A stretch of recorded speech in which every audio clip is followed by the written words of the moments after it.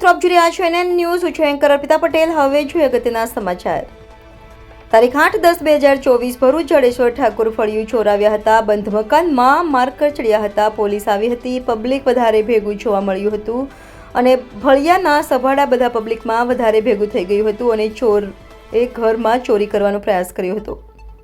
Reporter Jaydeep Thakor, NN news Bharuch. દર્શક મિત્રો, NN ન્યૂઝને લાઇક, શેર, સબસ્ક્રાઇબ કરો, બેલ આઇકન પ્રેસ કરો જેથી આપને નોટિફિકેશન્સ મળતી રહે.